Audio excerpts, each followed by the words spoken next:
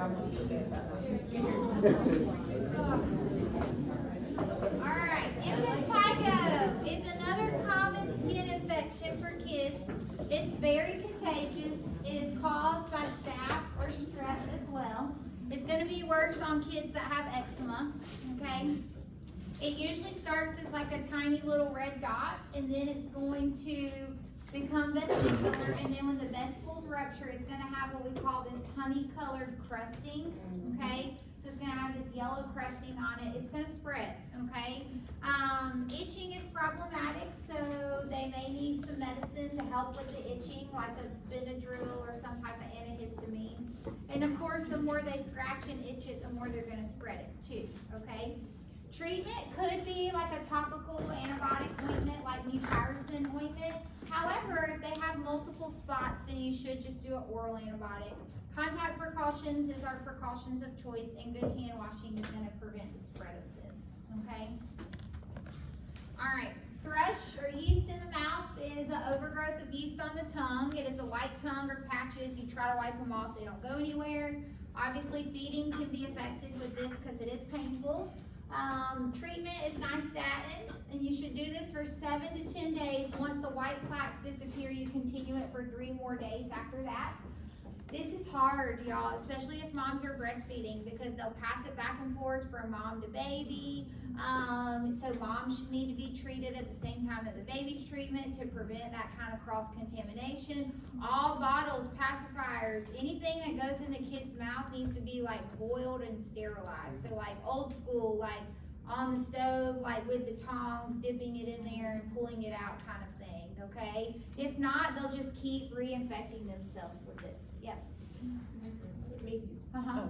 You said, so they're on nystatin for 7 to 10 days, and then once like thrush is gone, like visibly gone, you're still gonna treat for 3 more days. Yeah, so once you notice all the stuff is gone, you're gonna treat for 3 more days. So that's how you'll determine where within the 7 to 10 to stop it, or if you go a little bit further, okay? If you stop the treatment too soon, it's coming back, all right? It's coming back with a vengeance, okay? Is glass bottles better to use than plastic? There's some opinions on that. That's like my She asked if glass bottles are better to prevent thrush than the plastic. Some people think that. Glass bottles used to be a thing of the past, and then everybody went to plastic, and then now they're kind of shifting back to glass. I don't think, in my practice, I haven't seen that it really matters. The main thing is just compliance with treatment and really, really thorough treatment, okay? All right, tinea, which is ringworm. So there's lots of places you can have ringworm or you can have fungal infections. We're only going to focus on 2. We're going to focus on the body. We're going to focus on the scalp, okay? So the scalp, you can see this little boy here. He has the circular patch of hair loss, okay? There's no hair follicles in that area. So alopecia to the area is common. They can have cervical lymphadenopathy of the posterior. So they'll have big swollen lymph nodes right here at the bottom of their neck from where their body is trying to fight off this infection, okay? Treatment, once it gets in your hair follicles, you have to do griseofulvin, and this is a long-time treatment. They're on this for like 2 weeks, 4 weeks, sometimes 6 weeks, okay? It can affect their liver, so they have to have liver enzymes while they're on it. And then we would also do like an antifungal shampoo as well. On the body, you're going to see like a raised pink. It's going to be red. It's going to be red around the edges, and then the center is going to be clear. That's how we know that it's ringworm, okay? So it's a pink or red border around the edges with a clear center. Topical antifungal treatment, okay? Just don't share. This is contagious, so no sharing of clothes or towels. Your kids don't need to take baths together, things like that if they have ringworm, okay? How do they get this? They get it from contact with other kids or from pets, okay? All right. With the liver guys. enzymes, do they supposed to check that? Because my kids wrestle and they get ringworm all the time. Do they do the griseofulvin Yes. every time? If they're getting recurrent, if they're taking this medicine a lot, that might be something, yes, that they should be checking. Oh, wow. All right, head lice. Yep, right. We're talking about kid infections. Okay. So lice live. An adult lice only lives 48 hours without a human. Okay. What happens is the lice get in the head. They lay eggs, and then those eggs hatch, and that's how you have more lice, okay?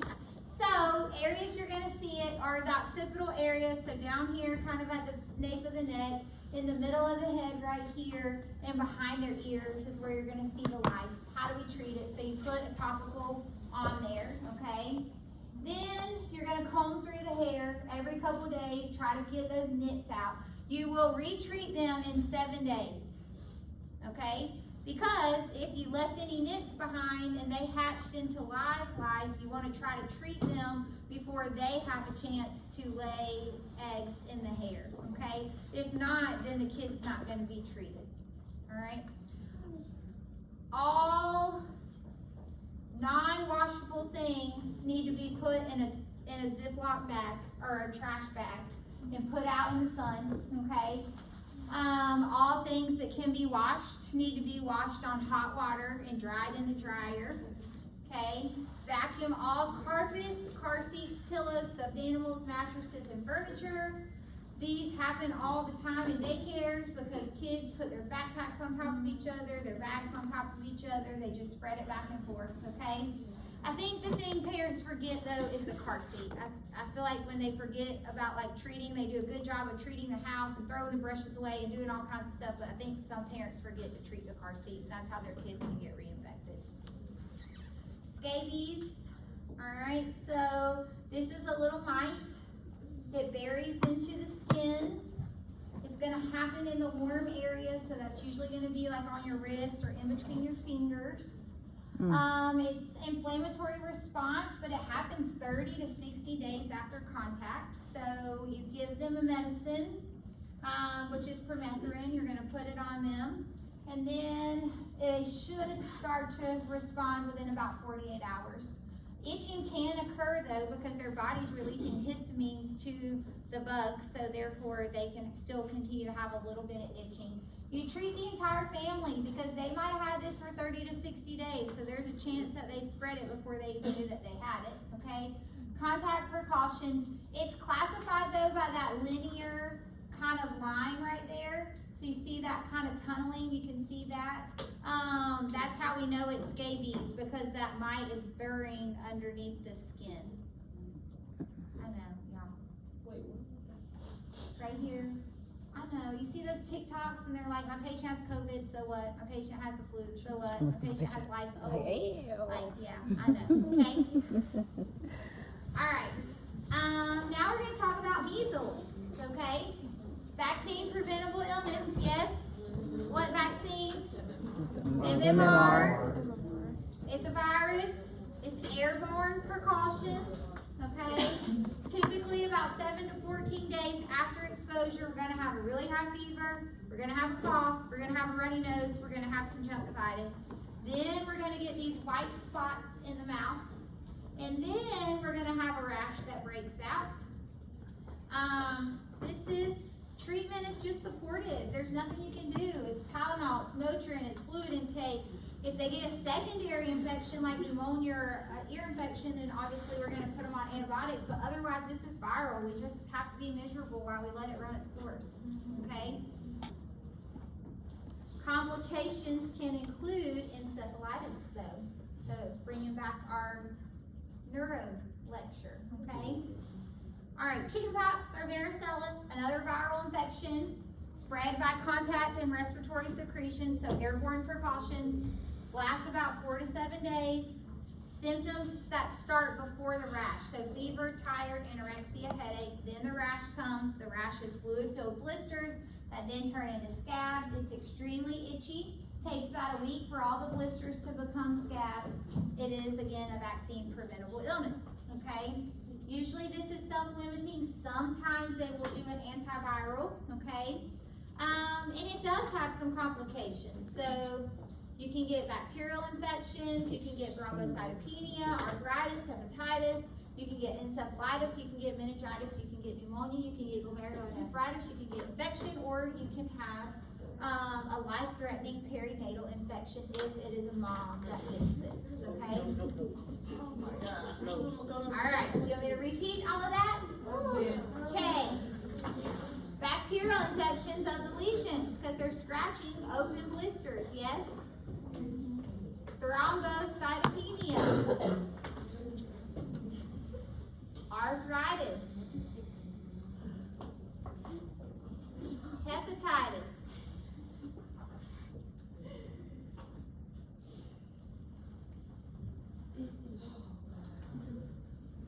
Encephalitis.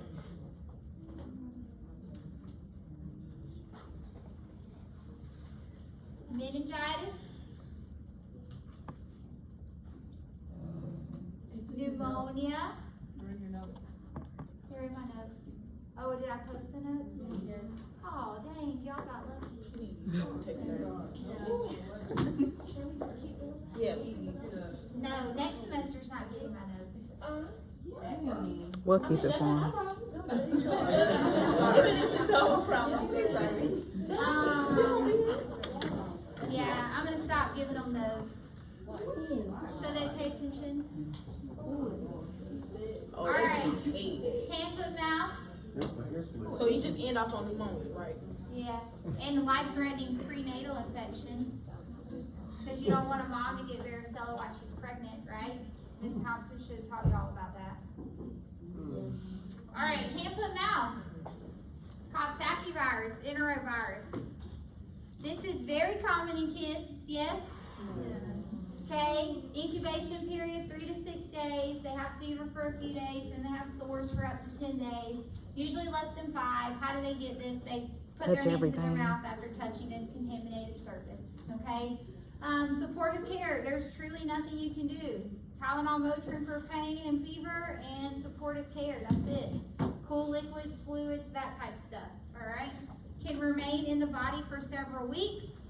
The child needs to stay out of daycare until the fever is gone. You got a question? Yeah. When I was in the school side, Uh-huh. they have like, the kid have like 2 things or 3 things in their hand, and she saw the kids and have 1. This would like actually be an initial thing, or how I know the difference about the bud bite lesion and Yes, so if this is hand, foot, mouth, it's gonna start off as 1 or 2, but over a course of a few hours, it's gonna spread to multiple blisters, like a lot of blisters. So it is hard though. I've had lots of daycares or schools that have sent kids home for like a ant bite or something, and they're like, it looks like hand, foot, mouth because it's on the hand, but you know that it's not because over time it doesn't spread, right? This is gonna spread, so they're gonna have multiple. It's gonna start, they really should call it hand, foot, mouth, and butt, because really the first place we normally see it is in their diaper area, okay?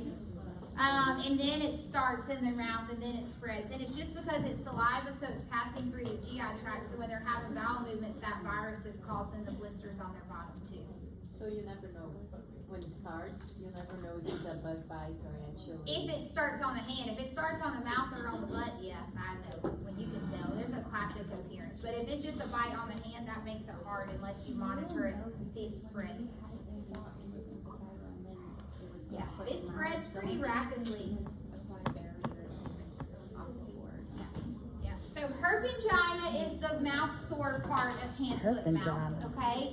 So you can see like these blistery lesions here, okay? This throat is really inflamed. If you've ever gotten a canker sore where you've like bit your lip and you've gotten like a sore in your mouth, that's what these kids have, but they have like a lot of them, okay? Like tons of them. It looks like the whole back of their throat is just painted with them. So you can imagine that's painful, okay? Eating, drinking, even swallowing their own saliva is painful. So this is just a complication of hand, foot, and mouth. Well, it's the mouth ulcer part of hand, foot, and mouth. So it can kind of go together. Some kids get the rash, some kids get the mouth ulcer, some kids get both. But it's the same viruses, it's just a different presentation. Usually about 3 to 10 years of age. Again, droplet precautions are going to be our contact and droplet because it's past fecal, oral, and respiratory through saliva. Okay, roseola. So this is a viral infection. This one is caused by the human herpes virus 6, so HHV6. This one is an acute high fever. So the kid is really fussy. They have a super high fever, usually 102, 103. Lasts for a few days. When the fever goes away, the rash comes. That's how we know it's this. Okay? So the rash comes after the fever. Once they get the rash, they're not actually contagious anymore because the fever's gone, okay? But that's that classic, so that's where the history plays in. I see a kid that looks like this, I'm like, crap, is this measles? Is this roseola? Like, what is this? But asking the questions of, oh yeah, they had a fever 2 days ago, and then the fever went away, and then the rash came. I'm like, boom, I know what that is, okay? So that's where all the questions that we ask, putting that whole puzzle piece together plays a big part, especially when diagnosing different viral rashes in kids, okay? Another one, Fitz disease. This one's caused by parvovirus, okay? Starts with a cold and flu-like symptoms for several days. They get a slap cheek appearance, so you may have heard of it, a slap cheek fever, okay? And then the rash is going to spread. So it starts on the cheeks and then it spreads everywhere else. Again, this is respiratory droplets. Once the rash appears, the kid is no longer contagious. However, parvo is a torch infection. Okay, so their pregnant mom is at risk if their kid has this, okay? That pregnant nurse working on the PEDS floor is at risk.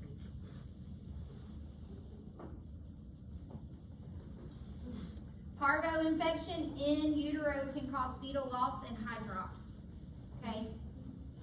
Those are the complications that come from that. All right, molluscum is another rash that kids get. These are little tiny warts that are caused by a virus, okay? They are usually like a pink kind of pearly color. Most kids are going to have between 1 and 20 of these. Usually they're going to have them between ages 1 and 12, more common in the summertime.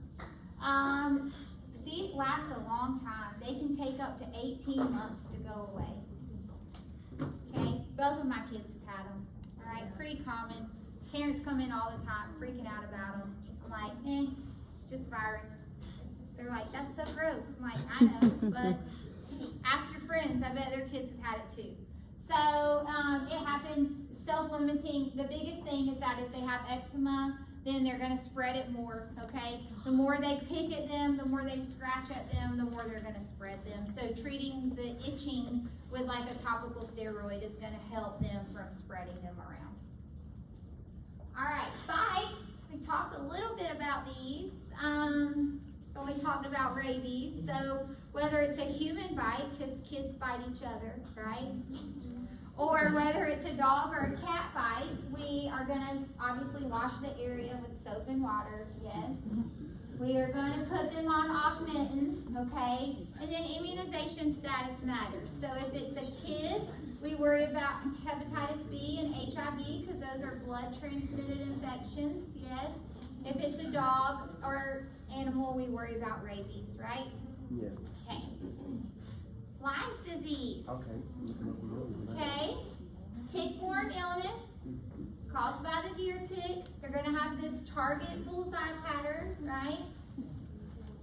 All right. We need to diagnose this in the first few weeks of illness so they don't have long-term complications.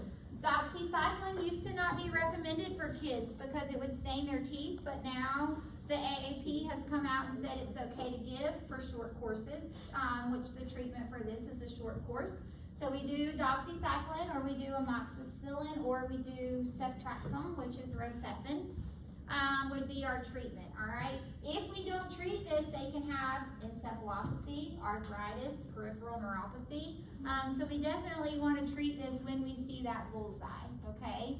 There are labs that they can do to see if the patient has Lyme's disease. However, in the early stages, those IgG labs, the immunoglobulin labs, may not be positive. So we still treat with the bullseye. We don't wait on the labs to turn positive, okay? All right, Rocky Mountain spotted fever is another tick-borne Want a illness. cane corso?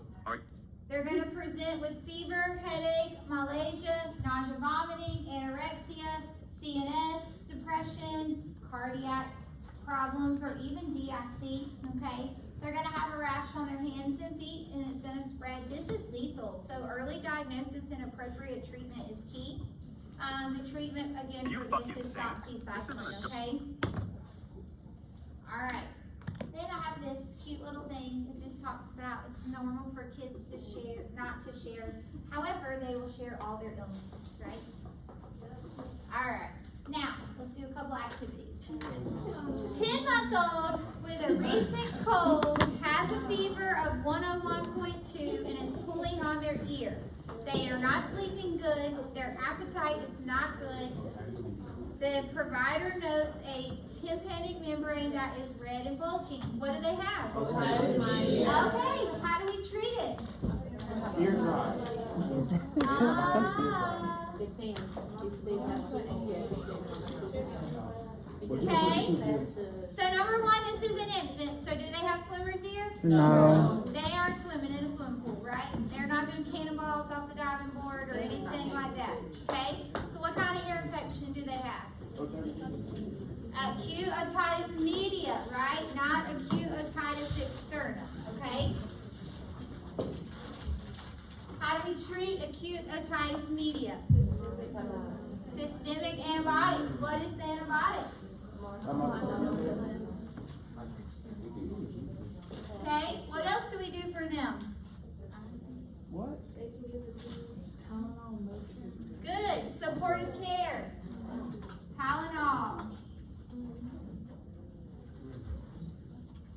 It says in there they're not sleeping, they're not eating, they're in pain, right?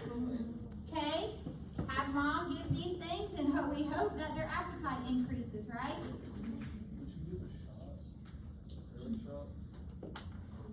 Will we give a steroid shot? If you're an adult and you go to urgent care for an ear infection, they're absolutely going to give you a steroid shot. But in kids, we don't typically do that because of the immunosuppression. Okay? So yes, management for adults is a little different than kids, but we don't typically do that. So it would just be amoxicillin as our first line treatment, plus the Tylenol Motrin. Hopefully when we do this, then their appetite's going to increase, the fussiness is going to decrease. All right, what do we tell the mom? Come back when? 2 weeks. 2 weeks. Recheck in 2 weeks, right?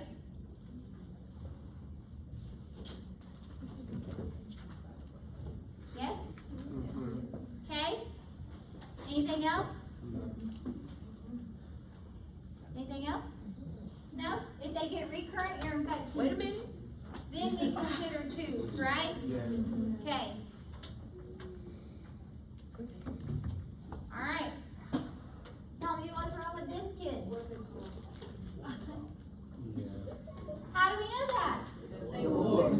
Yeah, that paroxysmal cough with a whoop is the whooping cough, right? Okay. So they have pertussis. Yes? All right. How do we treat pertussis? No. We get vaccination. How do we treat? We can get a vaccine for pertussis. What's the vaccine?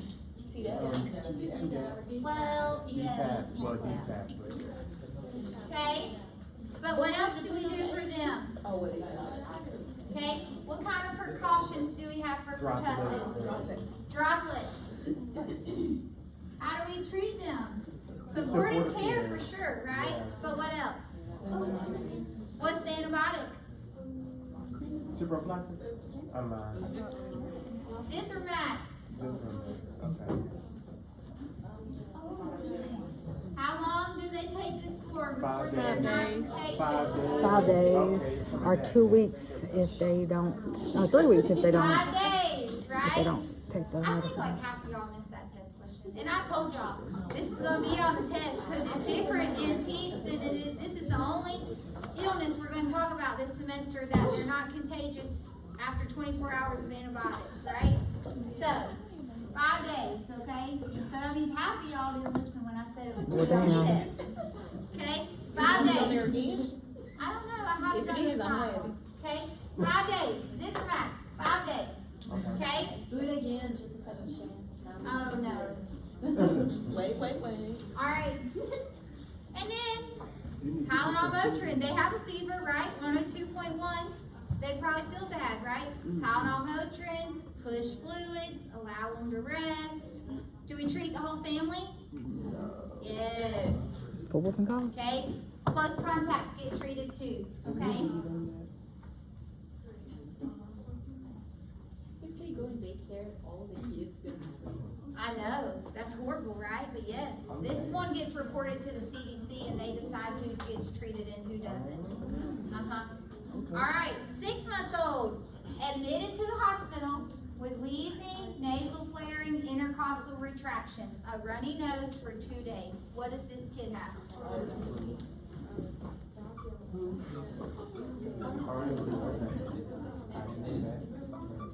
Oh wait, I was about to say North Carolina.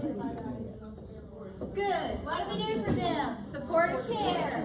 No antibiotics.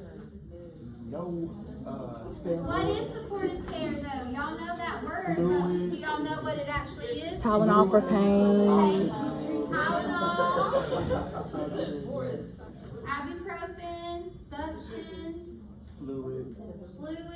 Oxygen. What nursing interventions do we do? What that Plus red the- handle on that crib do in SimLab? I don't remember. That red handle on that crib? Lift up the bedside. Yeah. Where are they going?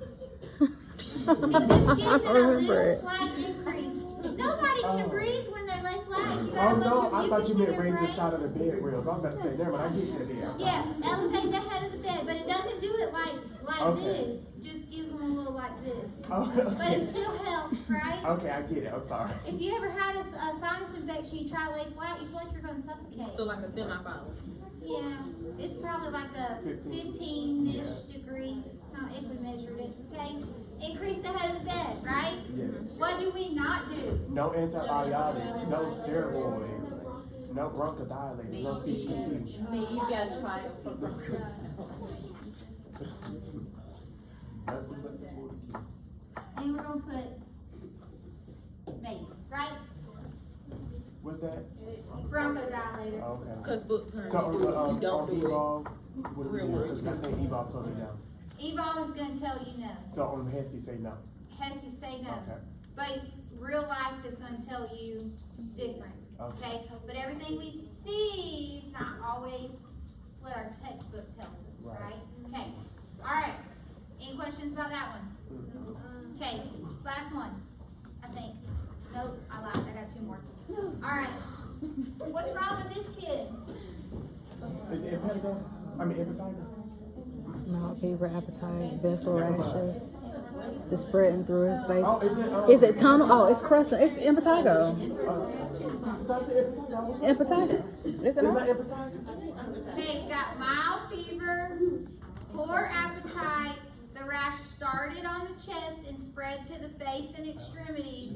Some are crusted while others are not. Oh. Is that chickenpox? Pearson? It's varicella. That was my second option. I would have said impetigo, but impetigo starts on the Because it face started in the normally. chest. It was spread. That's why. Because it started on the chest. Okay. Okay? Impetigo is usually going to start like around their mouth or their nose. Okay. The crust is Okay. what it is. All right, but the crust make it kind of confusing, right? Okay? All right, it's okay. This is not going to be on the test. This is just for learning, okay? I mean, the illness might be on the test, but like, I'm not going to trick you like this on the test. All right. So, what I like type the of way she said it. precautions do we do for varicella? Airborne. Airborne. Right? Yeah. Right? Okay. What vaccine makes them not get this? That's one, right? Okay. All right. What is the nursing priority for taking care of them?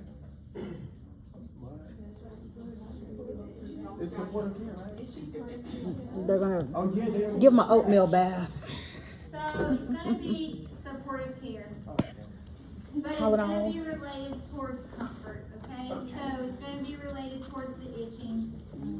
The more they scratch, the more they itch, Right. the more they're at risk for secondary infections, okay? So supportive care is going to be really related towards that, all right? Obviously fluids, treatment of fever, those type things are also going to be important, okay?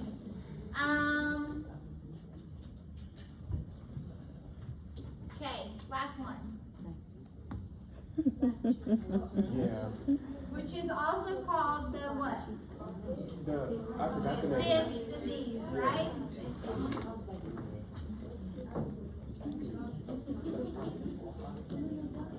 It's caused by the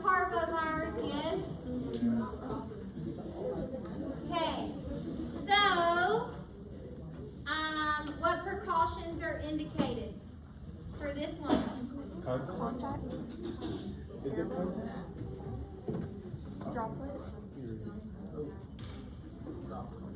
Is it droplets? It's contact. Okay. Does the PowerPoint say droplet, Ethan? Okay, so it's both then. Okay, thank you. All right. Oh yeah, I wrote it in my notes. What education do you tell their pregnant mom? They'll be close to them. That's a Yeah. trick twist torch. Okay, it can cause complications with their pregnancy, right? If I am the nurse manager on the unit, what does that mean for me? I can't assign a pregnant nursing to that patient. Rest. What does that mean? No pregnant patients? No. No pregnant nurse is gonna be assigned. Yeah, no pregnant nurse or healthcare workers in that room, right? Okay, if you're a pregnant nurse, are you gonna be happy that you're the one taking care of a patient that could cause your baby to be born with high drops or not even make it to delivery? When there are 10 other nurses that could take care of that patient that aren't pregnant? No, okay? So is it gonna affect your delegation? Yes. Okay, all right. If you have only one medical assistant on the floor that's pregnant, are you gonna send her in the room to do the vital signs? No. No, you're gonna do it yourself, right? Because you're gonna care about your safety of your fellow co-workers too, okay? Yeah? All right, any questions? Okay, look, y'all got a whole hour and 15 minutes back today and 2 hours next